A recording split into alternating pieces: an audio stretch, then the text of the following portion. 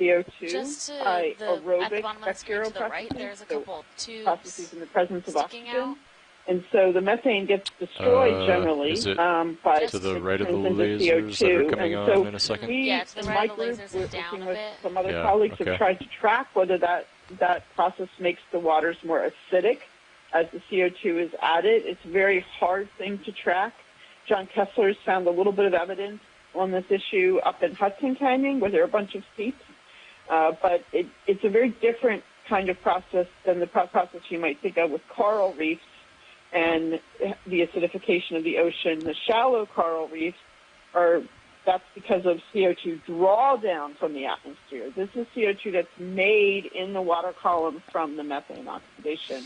And the concentrations generally don't seem to be getting high enough to have a huge impact on the pH. Okay, let's zoom in a little bit, Bob. Yeah, that's a really interesting point, Carolyn. Thank you.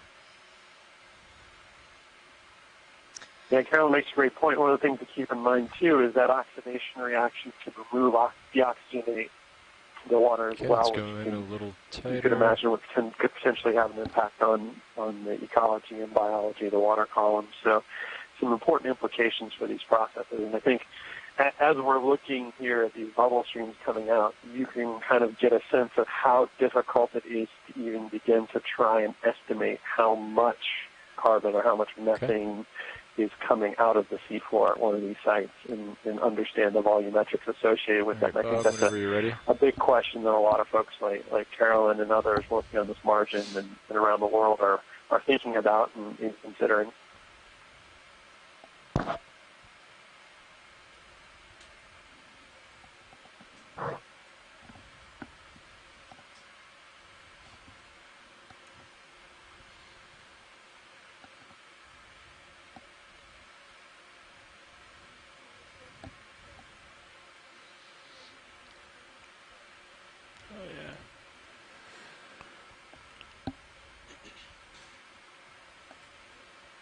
Cool.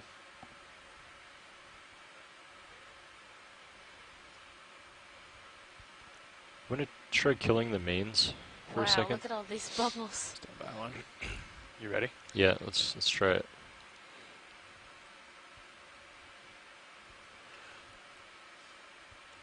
Yeah.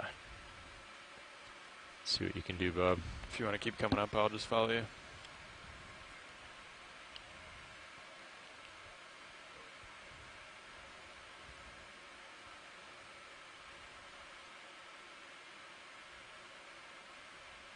Well, Carolyn's seen a number of these sites, so she might have some perspective here, but I don't believe I've ever seen through a Alvin or ROV dive a site with quite this much gas coming out of it. You want to zoom in a little bit, Bob?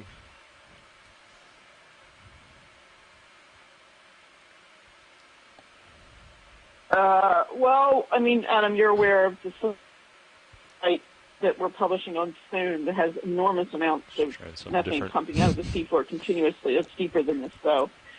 This is pretty spectacular, I have to say, to see so many individual bubble streams. Ooh, there you go. For those physics people amongst ones, us like myself, it's also interesting the different bubble sizes that we're seeing come out, which has some meaning as well, not only in terms of how much methane that each carry. You can imagine, as Adam's already intimated, if you put like a big bubble over this and tried to capture all the methane, so you could see how much is coming out, how would you integrate all of the methane over the area that you're looking at to understand, eventually we want to understand the entire ocean and how much methane is coming out of it. And we could probably have a hard time understanding just this little area. Spectacular work by ROV. This was just awesome on the video. Thank you.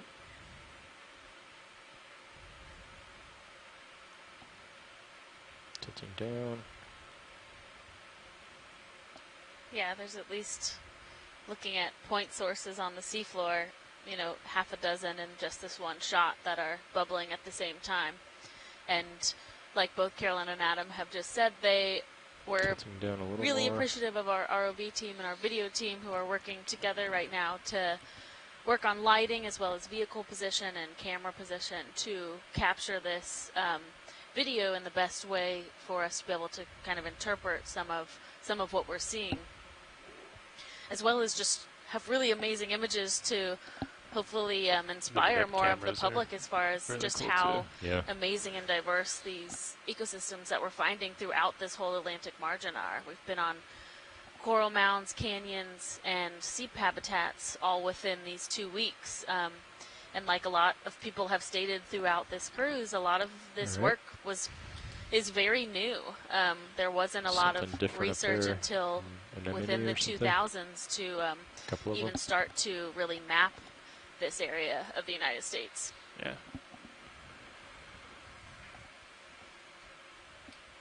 So we're just cruising along watch lead, but if there's anything specific you'd like to look at, just let us know. Pacific margin seeps with the RV South Core, which is another ship that has an ROV. And there just letting you know that we're just cruising along. A colleague of mine brought from Kiel, Germany, but if you see anything specifically you'd like to look at, just let me know. And we could put it over a seep, and it used cameras, very high-speed cameras, and it could image the bubbles going up past these cameras to determine the size, and from that we can get some idea about how much methane is contained for various water depths within these bubbles. Could also obviously get a rate at which the bubbles are coming out, how many at a given, over a given time period. So those are ways to estimate flux, but again, that would give you, say, one bubble stream, and you can imagine in a place like this, you could spend all day going around and making bubble box measurements at each of these different streams to try to get a rough estimate of what's coming out of the seafloor. Yeah, I'd seen some footage from Amanda on the use of that device, and it seems really something that is going to be vital for using in all of these types of habitats that we are surveying both here on the East Coast and that they've been surveying on the West Coast to better understand.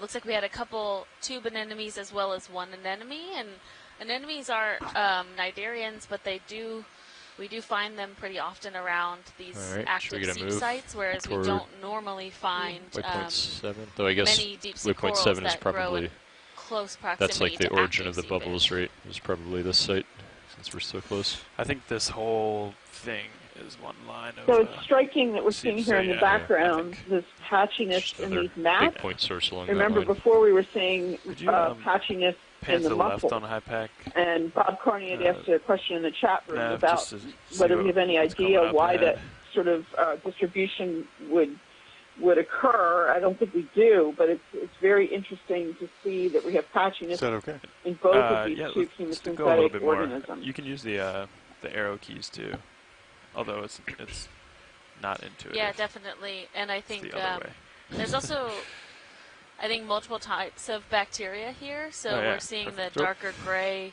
and then the really white, fluffy bacteria. So we're also seeing some variance in distribution of the types of bacteria, and we saw a lot of the white, fluffy bacteria that will grow on top of those mussel shells if they're in what seems to be good proximity for the bacteria as well. Yes.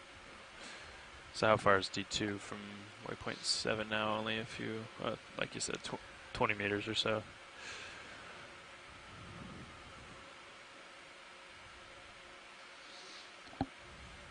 If we want to, should we go ahead and get a move in and just go over it? At Texas A&M University also works on photogrammetric methods, so also using cameras and stereoscopic methods to try to track bubbles and get at their physics. So several groups are doing this now, but it's not something that's really very widespread. You can't go and buy a device off the shelf that would do this, for example. It's something where you really have to invent what you want to do to get the measurements you need by yourself.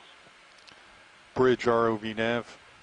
That's right. And I'll also mention Tom Weber's group at the University of New Hampshire is working on some acoustic rather than visual methods of trying to estimate flux. 300. Use high-frequency sonars to essentially locate individual bubbles in the water column and use that as a means of estimating. Good copy. Thank you. And there's some other complications to that that are a little bit different than tools like the bubble box, but they're all some folks working on some great approaches to this, and a lot of great work to be done on it in the future. Come back to starboard or touch. Yeah, it looks like we have a bit of carbonate there that we just on the left of the screen and, I'm going to range on the down right. my sonar a little bit, if that's okay. My sonar. Yeah, just noting. Okay. Thank you. All right. I think that these are the bubbles that we're picking up in Sirius sonar.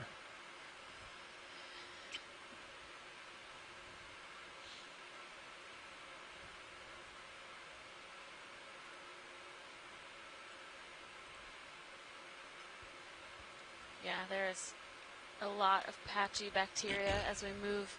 We are just south of waypoint 7 right now, and it looks like we are going to work our way towards waypoint 8 once we reach there.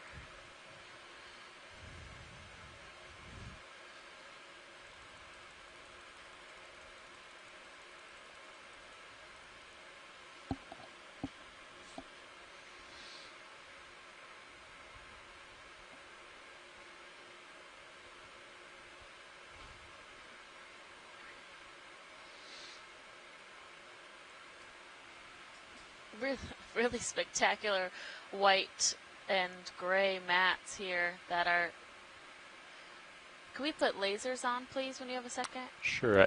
I just turned them off for a few seconds to get a nice highlight shot. Great. And then I'm going to get them back on. Thank you. Look at this Sirius. Wow. And look, yeah, good eye.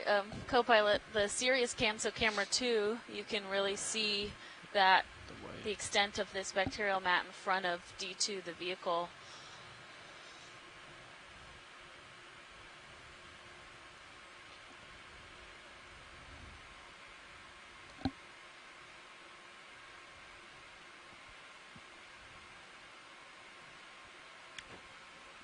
Keep your head there, and I'll gonna drive forward.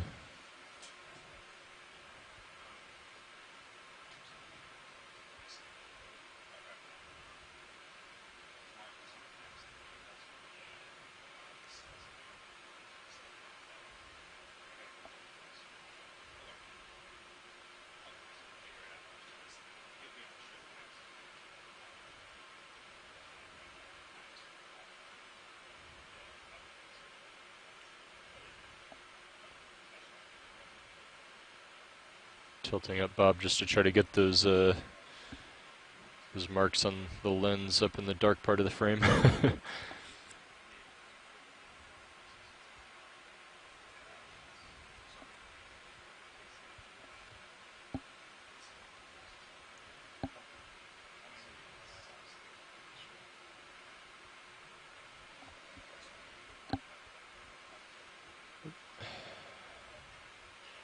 Looks like a bit of low-lying carbonate on the left, and then maybe in front of us a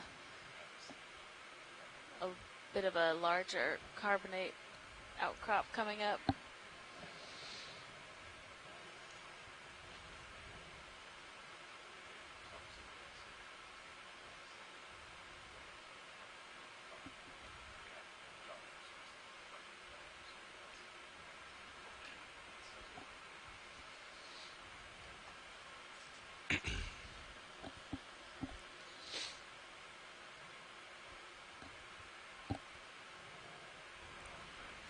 What'd you find, pilot?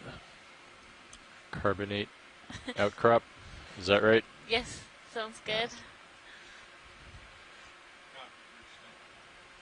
Go ahead and zoom in a little bit, video. Said that move is complete. Is that okay? Hold that. Copy, Bridge. Thank you.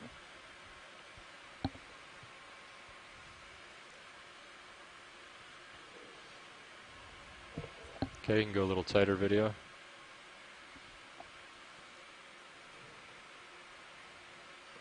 The spider crab crawling up this rock, and looks like we have little white tubes on the cemented onto the rock itself.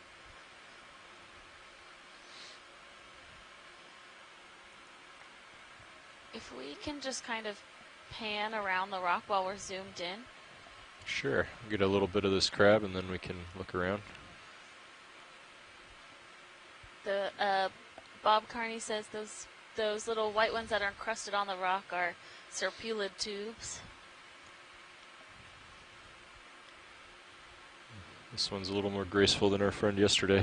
Yeah, well, this one has all of its legs.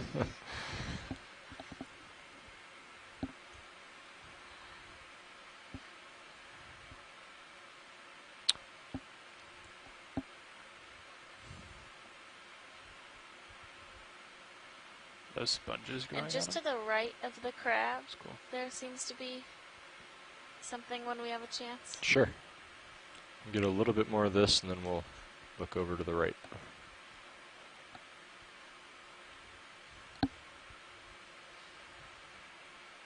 Okay. Why don't we come out just a touch video? Yeah, like right there. That's good. You can hold that.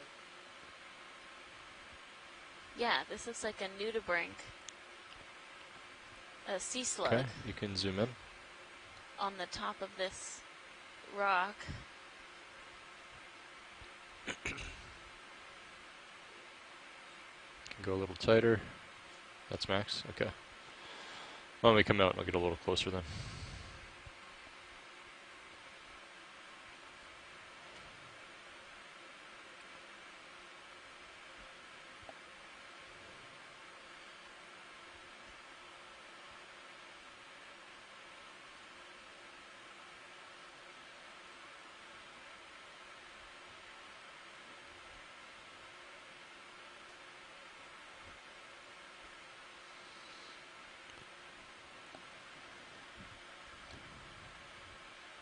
I'm going to try putting the headlights on. Sure. See if that helps lighten up those dark coming on there.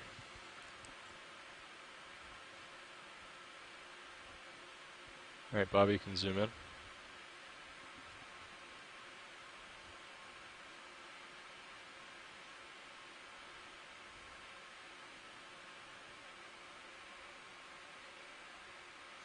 Yeah, looks like a small nudibranch. So a mollusk that has a reduced shell, does not have a shell on the outside. Interesting to see this in this type of habitat surrounded by these chemosynthetic communities. Got any more zoom, Bob, or is that full?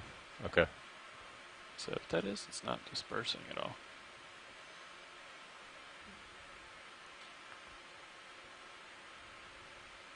Yeah, you can see those serpulid tubes all on this rock, as well as the white filamentous material seems to be the bacteria as well.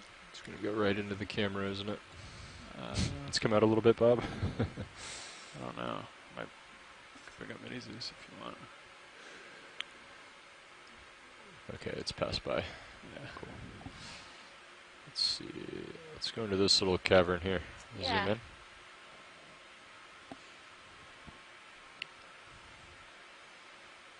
Fish living in this little hole.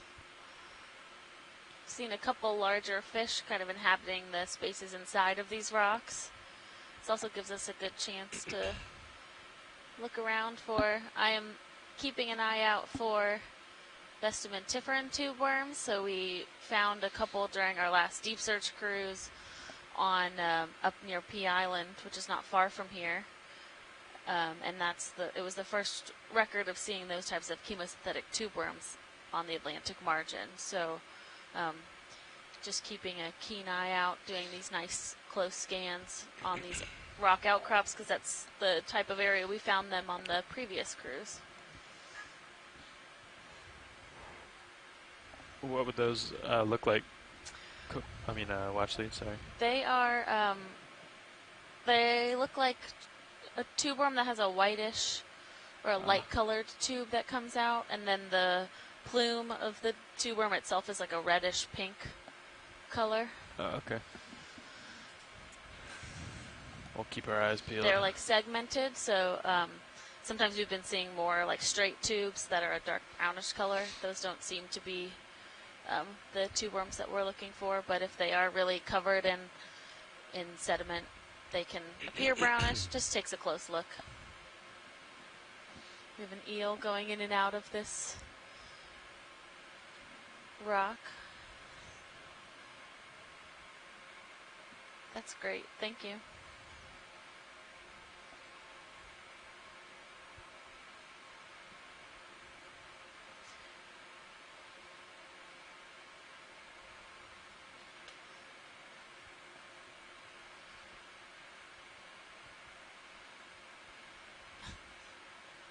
Oh. Coming back down. When video is ready, science is good. Okay.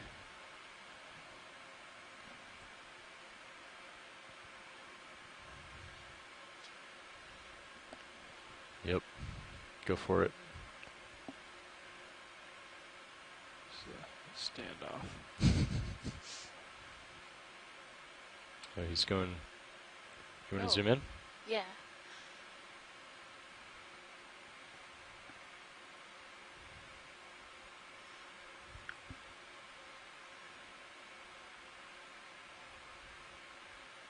Is that max zoom video?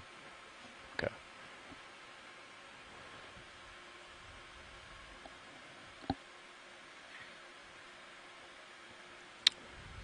Cool. Let's just wait one more second, see what I just want to see if he picks up more. Sure. Ah, sorry. You okay? There we go. Okay, thank you. I was curious if he was... That was accidental or... Yeah, if he was preferentially Purposefully. eating bacteria or if he's just eating what is in front of him.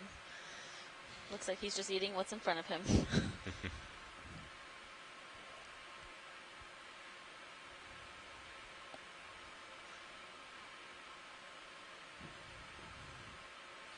Okay, when you're clear video, we can come out.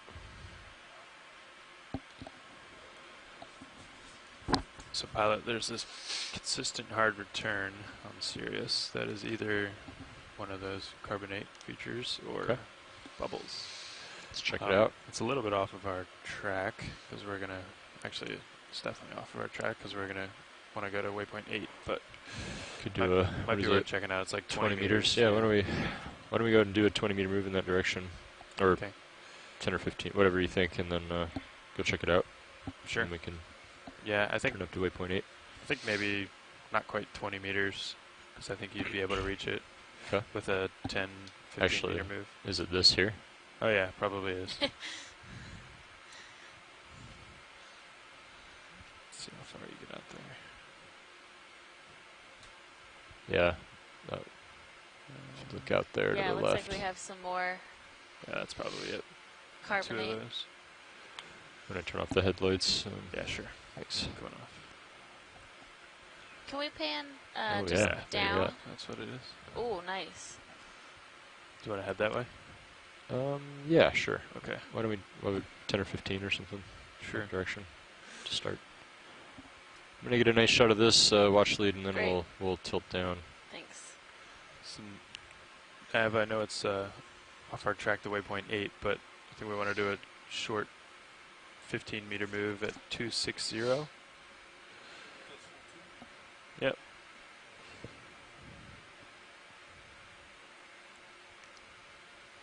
It's a pretty big feature. Okay. Bridge ROV nav. I'd like to request a move, range 15 meters, bearing 260 degrees. I'm going to zoom in. Speed .2. And just to the left, there's something pinkish. Okay.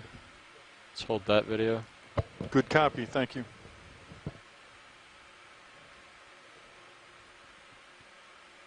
Looks like another nudibranch. A couple of them. There's 2 in this shot. Just crawling on the Go tighter if you got it.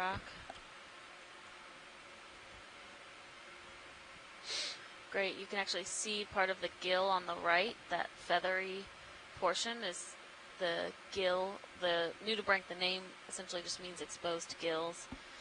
And so that's how it's filtering water through and breathing.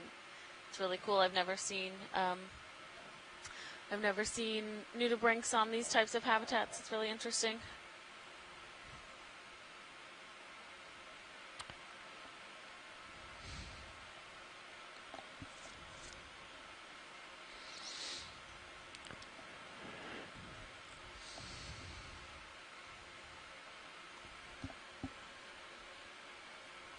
Alright, video when you're clear. Okay, I've started moving. Need a break.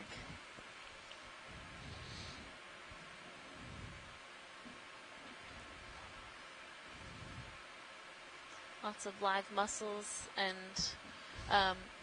pilots, just so we can work together on this, we would like to take a sample at some point for the carbonate itself. Okay. And what we would prefer is if we can break it off of a piece of the carbonate, so not taking a small one off the seafloor, but it should break if we just try and grab it. What about this little outcrop here? That looks like it might be a little fragile. Yeah. Oh, interesting how it drops off. Oh, Yeah, that is. Very interesting. Looks like I came back from lunch just at the right time. Yeah. It tilts up. Turn to keep you in. Oh, wow. That's really cool. Let me get lasers off for a bit. That move was complete. And that was just like 10 meters or something. Is that right? 15. 15? Okay. I'm not sure if it's complete though. Okay. That's great. I think if there's just a few meters left, that'll set us up nicely to look at this. Yeah, if you guys want to obviously take the authority to get some nice images of these rocks from the side so we can see with the light just how extensive that large boulder is. Yeah, it's quite tall. What I can do later is fly over in that direction next to it near the top, and we can get a reading on our altitude. Yeah, that would be cool. See how tall it is. Because there's also something like growing off of the side there, which is really interesting. That white get another portion. Move it too, if we need to. Okay. So, as far as a piece of the carbonate, what about this right in front of us? You can see how soft that is. Yeah. And so, this stuff is really fragile and crumbly, right? Yeah, it should, yes. So my thought is that maybe we don't want to put it in the rock box because it might just crumble away throughout the dive, and when we get to the surface, I mean, we could put it in one of the bio boxes to make sure that it is protected. Yeah, that sounds good. There's also likely some biology on it, so we'll pick at it when we. Is that one of those spoon? Oh no, I just keep thinking mussel mantles are spoon worms. Now that we saw them yesterday. Oh, hello, Tina 4. Or yeah, low bait Tina 4. How are we looking, Chris? Good. Okay.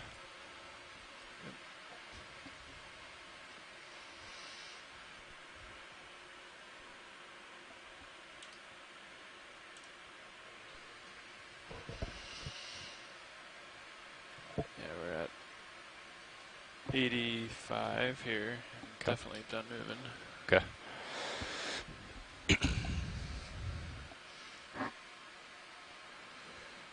So I think, correct me if I'm wrong now, but port inner is open. Port inner is open. Is free Port. of a sample. Yes. Okay. Port outer outboard I could one I has a think bio sample. I could go for the starboard Okay. inner. That Sounds should be good. doable. Thank you, Bridge. Which starboard one? Thinking starboard inner, but yeah, that should work. Okay. So you think we're done swinging and everything then? I think so, yeah. Okay. I can keep an eye on the... Okay, I'll bring up HD2. The only thing is that I'm not quite sure if that starboard wing will clear. Yeah, I can come up off the bottom a bit. Okay. Or we could wing in when we draw out. Oh, too. yeah, whatever you think. Okay, hydraulics are up, so I will. Yep. Hydraulics in the arm. We're gonna go with the light grip force here. Let's try grip force 1.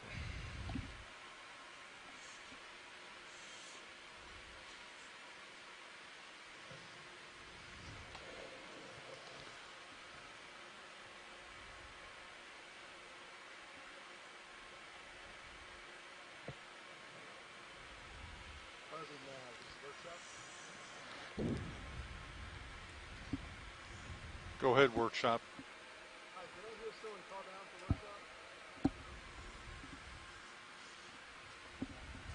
I didn't hear any calls.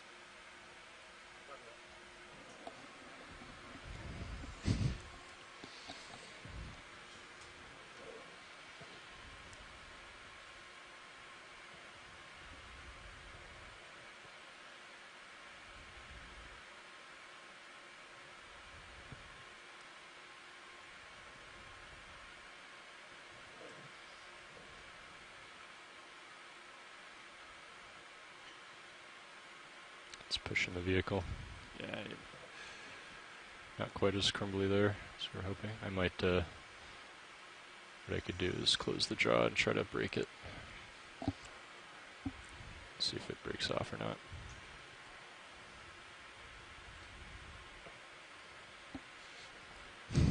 Force one.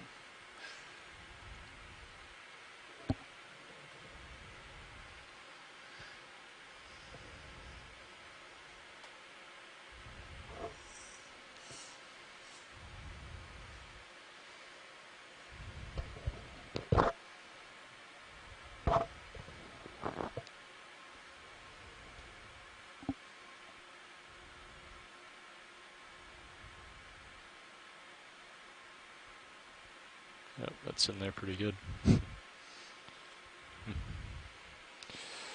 I could try that other piece to the right.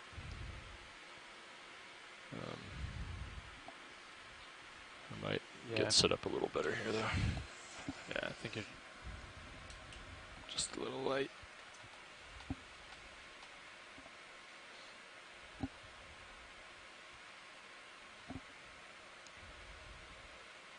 You still got good eyes on you in Sirius, so you got plenty of time.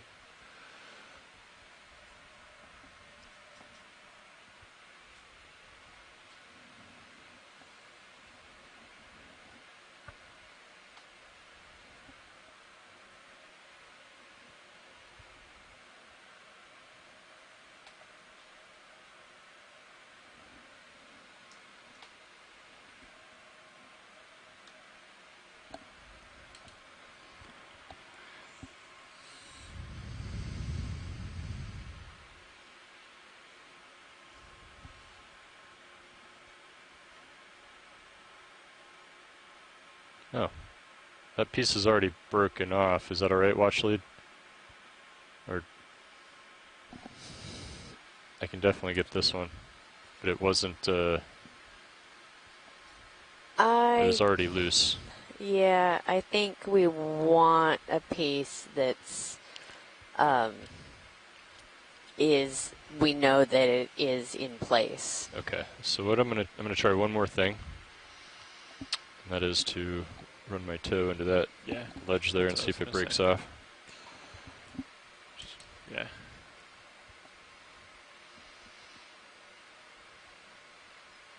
It seemed to be on there pretty well. Let's come full wide on the Zeus, please, if you're not already.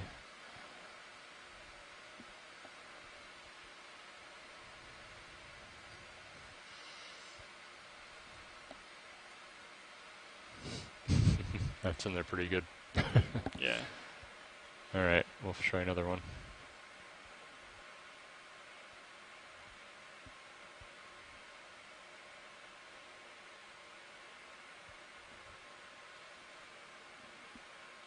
Oh, this looks pretty cemented, though.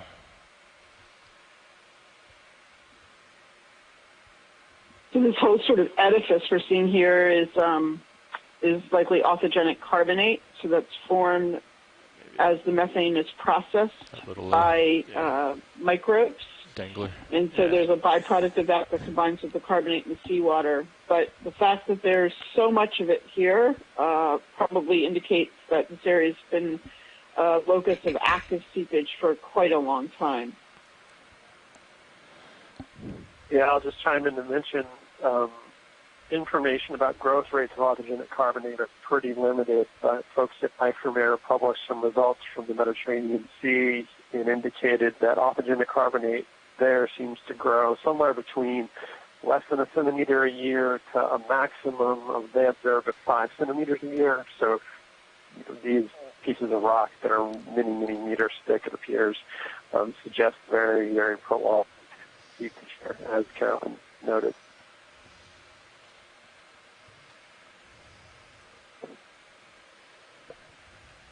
I go hard down on the verts and then come in from the top, try to break it off vertically. Yeah, sounds good. And in the distance there, it looks like we have a little bit of coral growing on some of this old authigenic carbonate. Okay. So we're going to try and sample some of the rock now.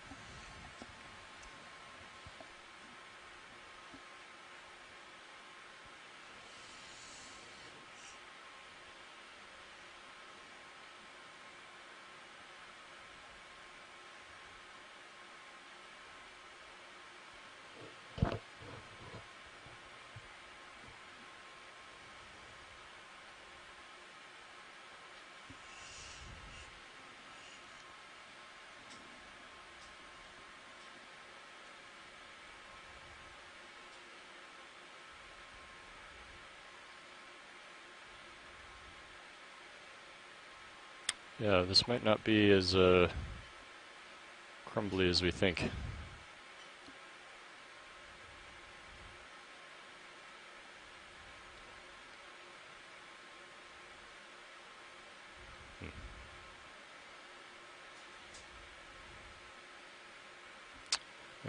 If I knock into this one, I think it'll just roll off the cliff. Yeah. Try one more time. Your grip might be slipping a little bit too, because it's not.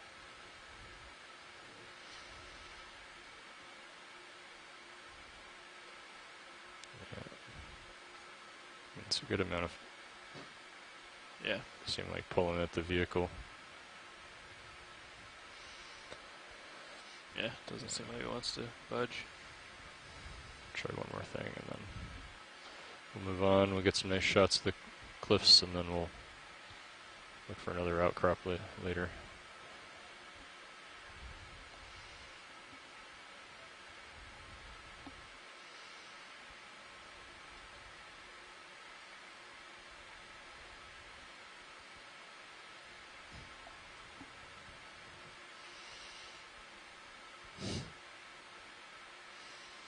Nope.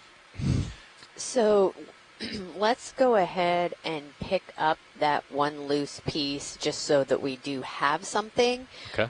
We would like to try to get a sample that is, in place, but I don't want to pass up a loose sample. Sure. And then end up not getting anything. I put something in the chat room to that effect. I think it's going to be pretty hard here, it looks like. Yeah. Okay, Sirius looks okay. And Thanks for doing this. Feel free to those put guys the for loose trying. sample Appreciate into it. the rock box. Okay.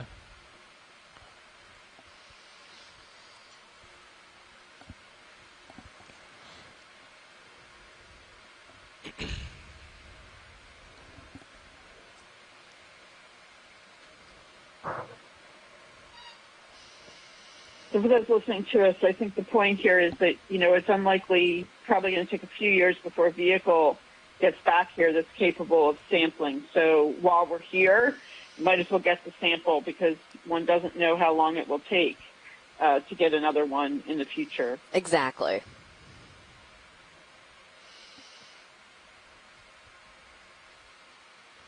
I think it was between. I have to say, I never expected this site to be so spectacular today. This has really been amazing stuff that we're seeing. And to get a coral to boot, that's really cool. We'll go check that out after we pick up this rock. Yeah, the size of these features right now are pretty spectacular. And yeah, I had no idea that we would see rocks this big, and it'll be interesting to get a perspective kind of from off the ledge, looking back at how some of these carbonates are balancing on each other, or appear to be balancing on each other.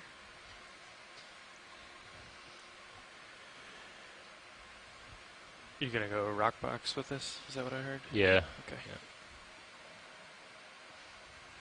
Do you have a preference? It seems like it's maybe just a good starboard rock box candidate, since if they see something they really want to keep, put it in the covered one. Sounds good. Once you grab it, I can wing inboard. Sure. Sirius is still stable, looking good. Okay.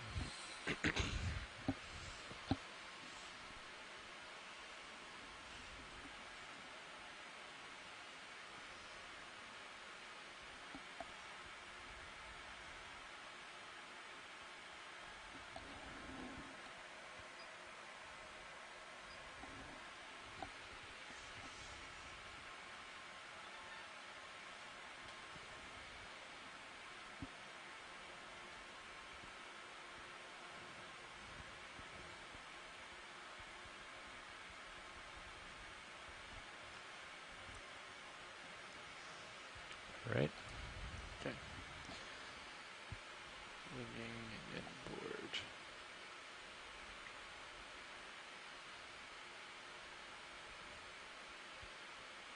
All right.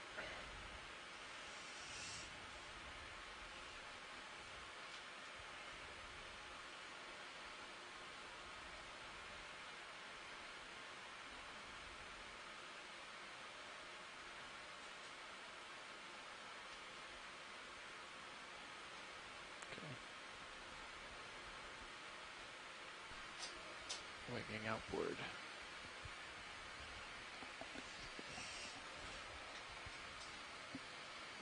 Well, we'll keep an eye out for a watch lead for an in situ sample of this that we might be able to break off. Okay, great. Thank you.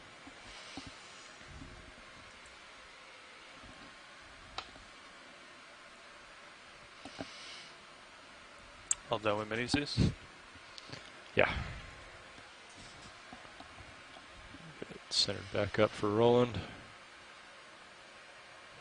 I'm going to return this screen to ROV jar. Sure.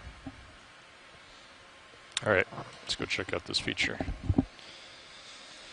Yeah, we could get a short, serious move over there.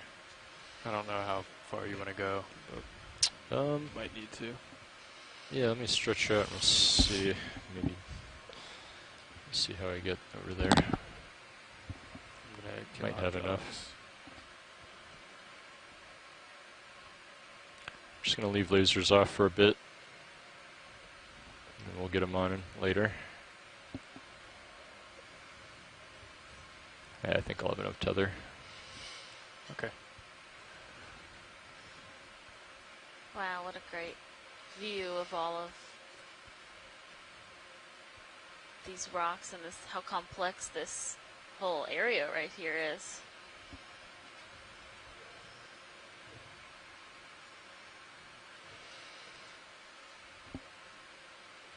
I might actually kill one more of the Sirius light bank. Sure. So I think that would be cool. So I'm gonna get the bottom of the frame of D2 kind of level with the top of this feature. To get a and cool. then we can see how tall it is relative to the base here. Great. There's another one around the back side of the... Yeah. Yeah, so currently the close. ROV pilot is positioning D2 Oh, to kind of the top of this Good coral. rock here, just so we can get an idea of what depth the top of this I feature killed is another at. light bank if you want to. So watch leads, what the altitude that D2 is reading right now is between 9 and 10 meters.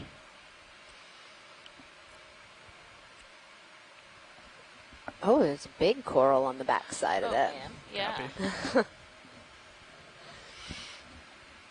Something for everybody on this dive. Yeah. So I'm going to back up a little bit. Look down, and then we'll look over at that coral. Great, thank you. Go ahead. Thanks, Bob. Sonar. It's hard to see. If you want. Just want to make sure there's nothing like behind D2 as I'm backing up.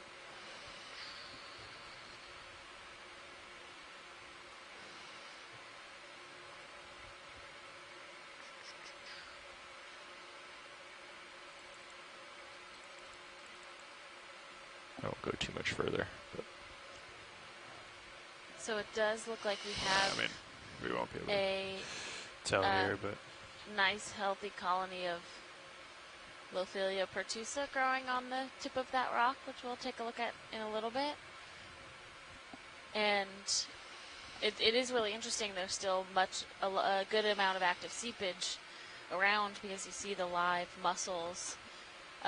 But this is what is pretty common in the Gulf of Mexico, at least, is to see this successive growth. So you have, once there's no longer seepage in the immediate area, the corals start to settle on that hard substrate that was created by the bacteria that were processing the methane. And there are certain genus of octocorals that can grow in really close proximity to seepage in the Gulf of Mexico and also off of the coast of Costa Rica. Our lab at Temple has observed both Swiftia and Caligorgia, but there's not much evidence yet of scleractinians growing around. I won't go down too these much active further. Seepage sites. So likely that area of the carbonate is All right, I'm going to start coming up, Chris. Copy. There's not too much I've active just held here. Methane that is contributing to the coral, but we don't know that yet. We don't know exactly how we don't know all of the influxes of nutrients that come to corals.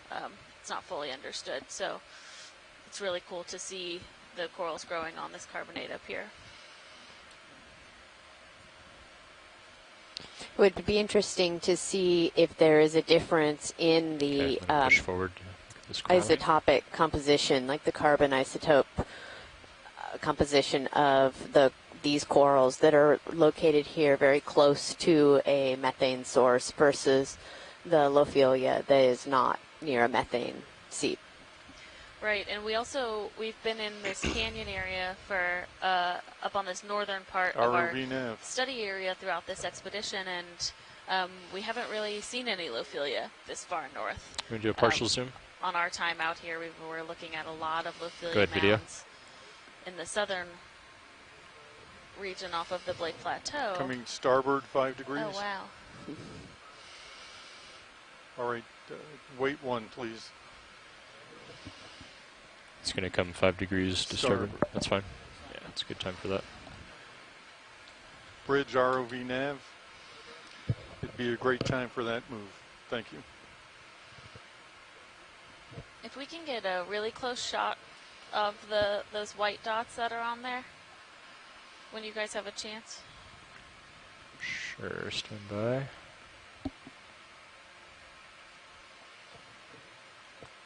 Okay, you can go tighter video. Hold that. Yeah, these look like maybe try the headlights. Possibly those serpulid worms a little far away, but that we were seeing might earlier all over this rock.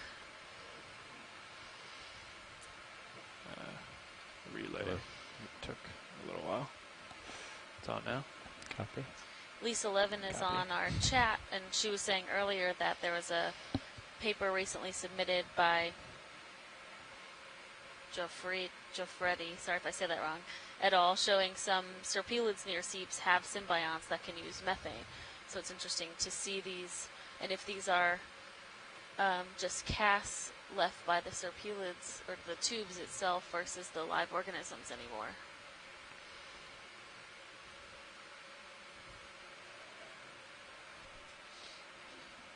All right, let's come out. Oh, there was a pygmagonid on there. Bob Carney noticed that. Done with the headlights? Yeah. Bless you. Hello, this is Chris Ma. Hello, Chris. Hello. I was just noticing that very attractive starfish that you guys had zoomed in on. That's interesting to me because I think this is like the southern limit of that species. Because that, so that's a perenniid, and typically the ones that I've seen are farther north, up around the canyons on the North Atlantic. I believe that's Perennia pulvilis, and so the fact that it's present in this seep, are we still in a seep adjacent area, or are we like still in a proper seep area? We are still in a seep adjacent. Okay. Well, I don't think it's ever been recorded in this kind of area. Sea stars usually like to stay clear of sort of chemosynthetic areas because, I mean, it's been presumed that the toxicity doesn't do much for them. But yeah, that one I think Perennia pulvilis again. But again, I don't know if I remember seeing one this far south. So that's probably a record. Yeah, that's really interesting, Chris, and I'm having to keep Alexis from having a heart attack over here at the size of this Lophelia. I see. Very good. Well, presumably perennias don't yet feed on coral as far as we know, so but who knows? Maybe we'll see some interesting corallifery as well. Anyway, thanks for the sea star I was expecting to see today. Thank you. Yeah, thank you. Try the headlights. Bye. Bye. A little cloudy, but one of you coral people say something about your ROV best net. guess of how long it would take to grow Lophelia this large? Yeah, so this is, so we have the lasers on now, which are 10 centimeters, so this is probably about a meter across, and if we can get a nice zoom when you guys have a chance into the polyps. all right, This video, would be go ahead. a pretty significant time for this colony to grow. We're also seeing really interesting growth forms here. Really thick polyps and very thickly, growing together as well. Yeah, and the polyps themselves the calyx is pretty extended out from the branches. So it looks quite different than some of the other colonies of Lophelia that we've been seeing in the other areas. If we can. But this is really great to see, and this is continued evidence of how these chemosynthetic ecosystems that are producing these hard carbonates, they don't only support the chemosynthetic community, but they support the successive communities that come after. So this is spectacular.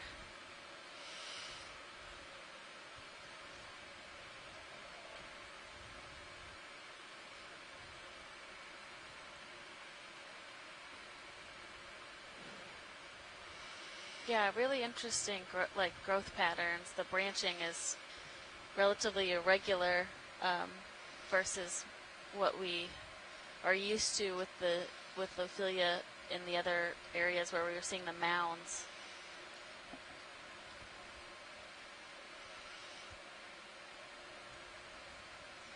But we've talked earlier in the cruise about how healthy these look. Bring that star arm in a little if you want the lower. Yeah, sure. Okay. When their polyps are extended like this, and so this is a colony that is likely relatively old. It also has a lot of what seem to be very active and healthy polyps, which is really great to see. So it's not something that was around earlier and has not succeeded in this area, but it is really succeeding at the base and the back of this rock. Yeah, we had seen a small little one on the one side of the rock, and then as we came over the top of this or around the side of it, it's just, this is huge.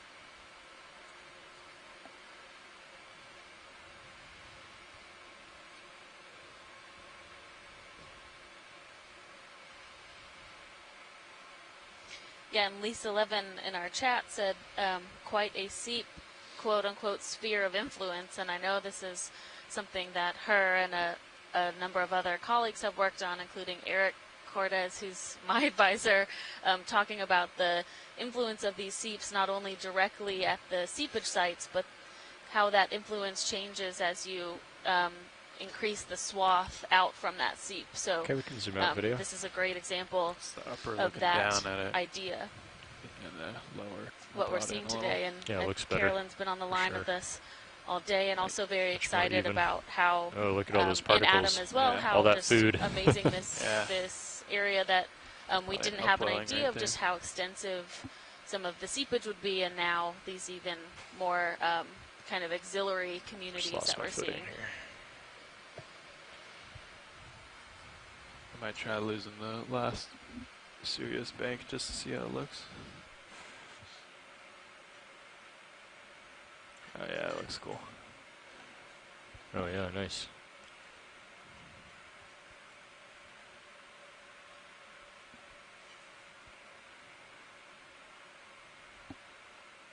Definitely never seen coral grow in the shape like this. Nah, it's huge. It's like a sphere. Yeah, go ahead. I can center up for you here. Stand by one.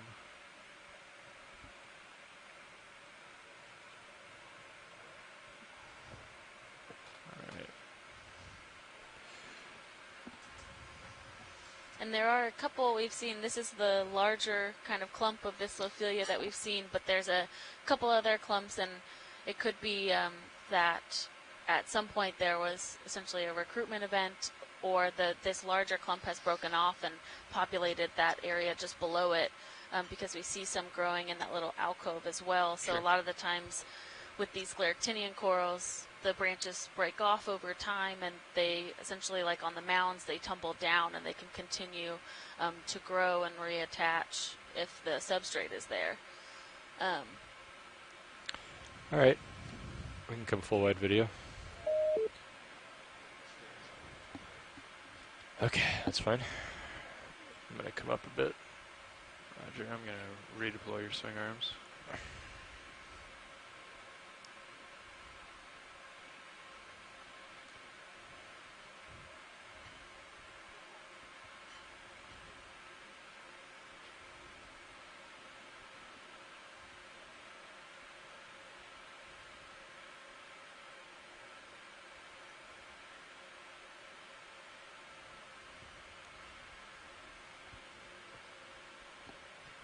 Your headlights are still on. Yeah, we can go and turn them off. Okay. Yeah, it's better.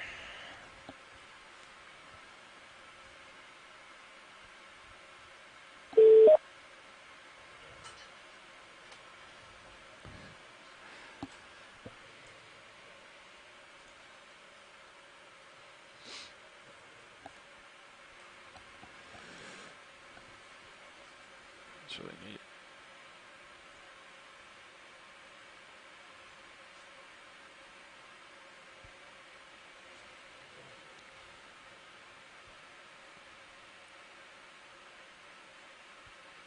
Yes, the Titan cam does really well in low light. You can see the whole tether there.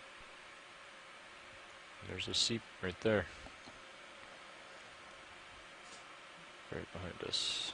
Do you see bubbles, pilot? Well, I guess it might just be.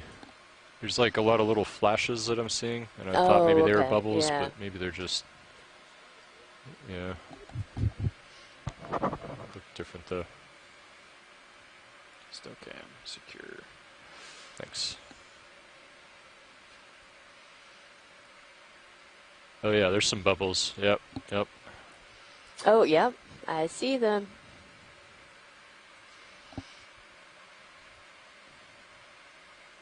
Yeah, so I think that's pretty rare to be seeing the, the coral that close to this active seepage.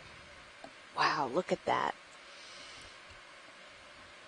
It's just a pathway of mussels. It's the mussel brick road.